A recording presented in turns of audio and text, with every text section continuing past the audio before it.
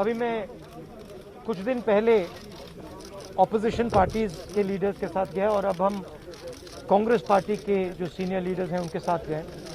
राष्ट्रपति से हमने कहा कि ये जो कानून बनाए गए हैं ये किसान विरोधी कानून है और इससे किसानों का ज़बरदस्त नुकसान होने वाला है, मजदूरों का, किसानों का। सरकार ने कहा था कि ये कानून किसान के फायदे के हैं और देश को दिख रहा है कि किसान कानून के खिलाफ खड़ा हुआ है। और मैं प्रधानमंत्री जी से कहना चाहता हूं कि ये किसान हटेगा नहीं। प्रधानमंत्री को ये नहीं सोचना चाहिए कि किसान और मजदूर घर चले जाएंगे, नहीं जाएंगे। जब तक ये कानून वापस नहीं लिया जाएगा, जॉइंट सेशन कीजिए और कानून को एकदम वापस लीजिए, क्योंकि किसान वापस नहीं जाने वाला है। और हम सब, विपक्ष की सब पार्टियां किसानों के साथ, मजदूरों के साथ खड़े हैं और खड़े रहेंगे। जिस प्रकार से ये कानून पास किया गया वो भी बिल्कुल गलत था। बिना डिबेट किए, बिना किसानों से चर्चा किए, बिना मजदूरों से पूछे ये कानून ऊपर से थोप दिए गए हैं और इन कानूनों को हटाना ही पड़ेगा, विड्रॉ करना ही पड़ेगा।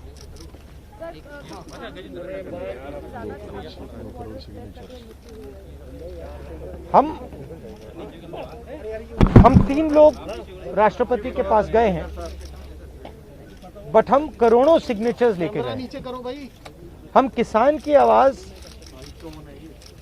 राष्ट्रपति जी को तक ले गए।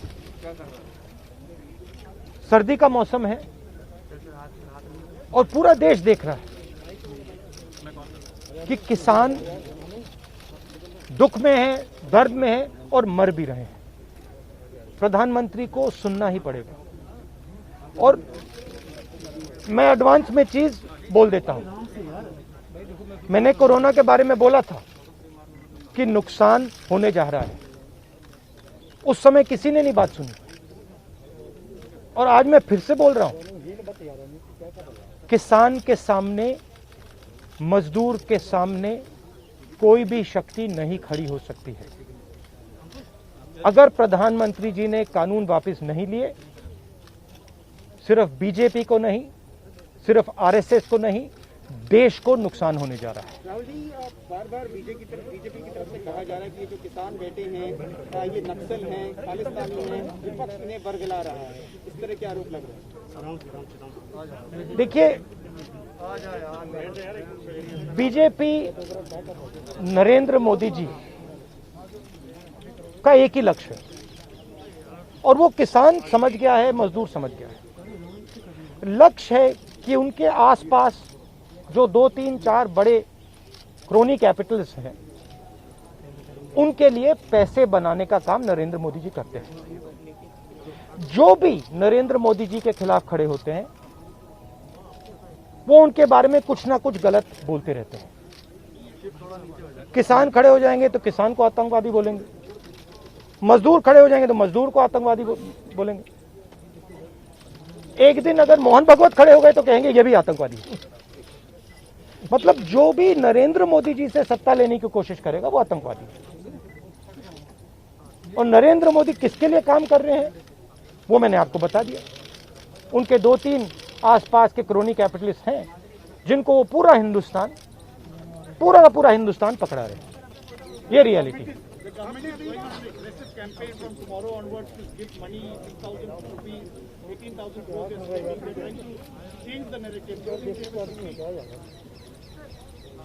Look, the point is, it's a very simple thing. There are millions of people who live off our agricultural system. Large percentage of our people live off our agricultural system. These are laborers, they are farmers, they are small traders. These are these people. And they are the backbone of the country. Now, we understand that agriculture has to be reformed. What we are saying is that if you destroy this system, these millions of people will have nothing to do. They will not, millions of people will have nothing to do. They will not be able to feed themselves.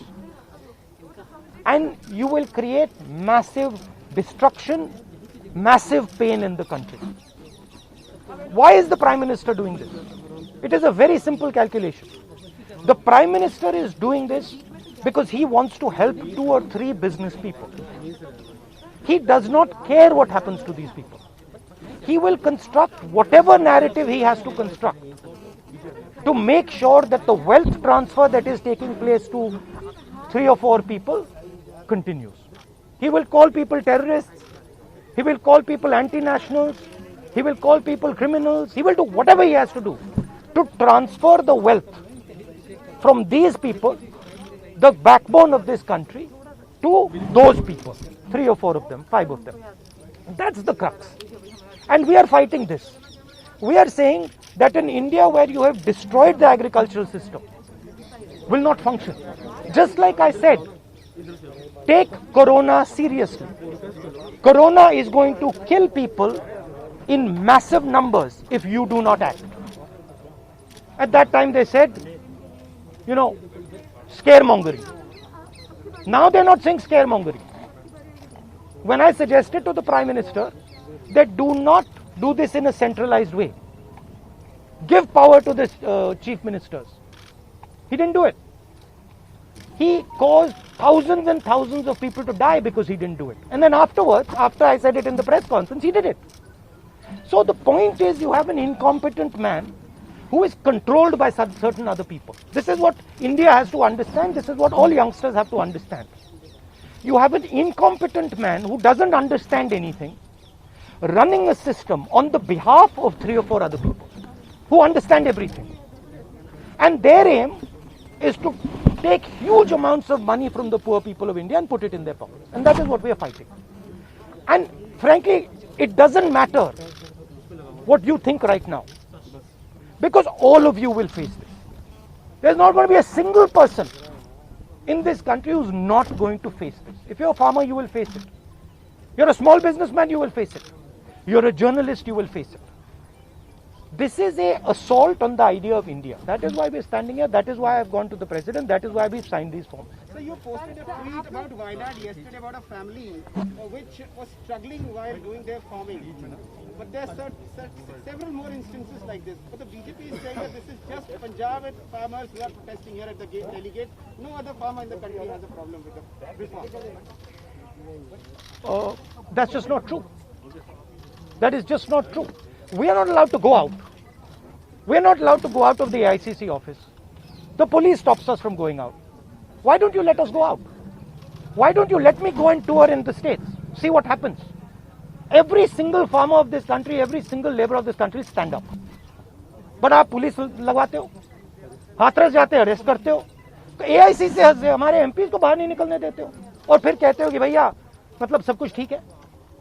और Prime Minister needs to realize that there is a limit to this. आपने थोड़ा सा करना है, आपने 2-3 लोगों की मदद करनी है, थोड़ा सा करना है, आप कर सकते हो. बट जिस प्रकार से नरेंद्र मोदी कर रहे हैं, मैं फिर से दोहरा रहा हूं, हिंदुस्तान के किसी भी युवा को रोजगार नहीं मिलेगा. सारे छोटे बिजनेस, सारे मिडिल साइज बिजनेस खत्म हो जाएंगे. और दूसरी बात याद रखिए, जिस चीज को आप सब भूल गए हैं, चाइना बॉर्डर पे बैठा है. चाइना ने हिंदुस्तान की हजारों किलोमीटर जमीन छीन ली है. प्रधानमंत्री उनके बारे में क्यों नहीं कहते? उसके बारे में चुप क्यों है? तो मेरा कहना है कि पूरा का पूरा कॉम्बिनेशन बन रहा है. एक तरफ आप अपने सिस्टम को तोड़ रहे हो, आप अपने लोगों को लड़ा रहे हो, आप अपने किसान को मार रहे हो, मजदूर को मार रहे हो, और दूसरी तरफ बाहर से फोर्सेस देख रही हैं, कह रहे हैं कि बहुत अच्छा है, नरेंद्र मोदी हिंदुस्तान को कमजोर कर रहा है और हमारे लिए अच्छी अपॉर्चुनिटी बनने जा रही है. मैं देश को बता रहा हूं, मैं वार्निंग दे रहा हूं कि आप देखिए क्या हो रहा है. और मैं आपको भी कह रहा हूं, प्रेस वालों को भी कह रहा हूं, मैं समझता हूं कि आपको सैलरी मिलती है और आपके लिए बहुत मुश्किल है, मैं समझता हूं बात, इसलिए आप नहीं कह पाते हो जो आपको कहना है। मगर आपके देश को, हमारे देश को बहुत जबरदस्त नुकसान होने वाला है। बहुत डेंजरस रास्ते पर यह देश चल रहा है, ये मैंने कहना। कांग्रेस के नेताओं को डिटेन कर लिया गया है। आप लोग मार्च लेके यहाँ पर आ रहे थे, अभी जो है कांग्रेस के तमाम एमपी को इंक्लूडिंग प्रियंका जी को भी जो है डिटेन कर लिया, उसका वो तो तरीका है इनका, तरीका है डिटेन करना, मारना पीटना, ये इनका तरीका है, बट हम नहीं करते नहीं। ये आप किस देश की बात कर रहे हो? ये कौन सी देश की बात कर रहे हो? डेमोक्रेसी?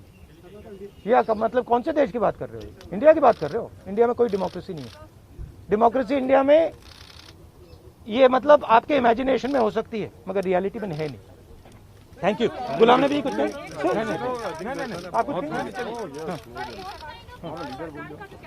बार-बार इस बात को रखती है कि जो कृषि कानून है वो निजी क्षेत्र में, कृषि क्षेत्र में निजी इन्वेस्टमेंट को बढ़ावा देते हैं, जो बहुत जरूरी है। आप इसको किस तरीके से देखते हैं कि पूरा कैंपेन सरकार का इसी बेस पे और वो हर घर तक, हर गांव तक जाना चाह रहे हैं? सवाल ये है इन्वेस्टमेंट कौन करेगा और इन्वेस्टमेंट का फायदा किसको मिलेगा?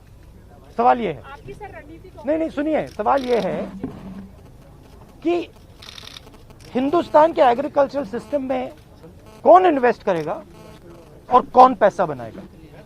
हिंदुस्तान के एग्रीकल्चरल सिस्टम में आज तक किसान ने इन्वेस्टमेंट किया है, मजदूर ने इन्वेस्टमेंट किया है। ये जो जवान हमारी सेना बॉर्डर पे खड़े हैं, इनके माता पिताओं ने किया है। इन्वेस्टमेंट ये करते हैं और रिटर्न किसको मिलता है? रिटर्न 2-3 उनके उद्योगपति मित्रों को मिलता है। ये पूरा देश जानता है, पूरा देश इस बात को समझता है कि इन्वेस्टमेंट हम करते हैं। बहुत दूर खड़ा है, लॉक कर दूं? आपके माता पिता क्या करते हैं? हाँ, आप एग्रीकल्चर फार्मर थी, अब आप जर्नलिस्ट हैं, है ना? तो आप जानते हो कि आपके फादर ने इन्वेस्टमेंट किया या नहीं? अरे मैं आपसे पूछ रहा हूँ, आप देश की महिला हैं, आपके पिता ने इन्वेस्टमेंट किया ना? मदर फार्मर है, उन्होंने इन्वेस्टमेंट किया ना? किसके लिए इन्वेस्टमेंट किया? क्या इन 2-3 लोगों के लिए इन्वेस्टमेंट किया, या आपके परिवार के लिए किया, आपके एजुकेशन के लिए किया, आपके स्वास्थ्य के लिए किया, आपके स्वास्थ्य के लिए किया, आपके एजुकेशन के लिए किया? मगर ये जो 2-3 बिजनेसमैन है उनके लिए तो नहीं किया ना। तो सवाल यही है, इन्वेस्टमेंट कौन कर रहा है? आपके माता पिता ने किया, करोड़ों किसानों ने किया, और रिटर्न किसको मिल रहा है? यही हम पूछना चाह रहे हैं कि क्या कांग्रेस की कोई रणनीति है इस बात को काउंटर करने के लिए, गांव तक जाना? काउंटर करने की जरूरत, काउंटर आप क्या बात कर रही हैं? काउंटर करने, आप क्या बात कर रही हैं काउंटर करने के? मतलब आपको ये नहीं मालूम कि, अरे भाई आपको क्या, आप क्या हिंदुस्तान के किसान को बेवकूफ समझती हैं क्या? तो फिर अगर आपको समझे तो उसको कैसे समझ नहीं है? अगर ये यहाँ पे लाखों लोग जो बैठा, हजारों लोग जो बैठे हैं दिल्ली के बाहर, क्या ये सुनिए, ये जो लाखों लोग आए, क्या ये मिठाई खाने आए क्या इनको समझ नहीं है क्या हो रहा है? इनको समझ नहीं क्या हो रहा है? इनको मालूम है, क्लियरली मालूम है, इनको मालूम है नरेंद्र मोदी चोरी कर रहा है, इनको मालूम है कि ये दिन भर इन्वेस्टमेंट करते हैं, 24 घंटा इन्वेस्टमेंट करते हैं और उधर इन्वेस्टमेंट कहीं और जाता है, रिटर्न कहीं और जाता है। Thank you.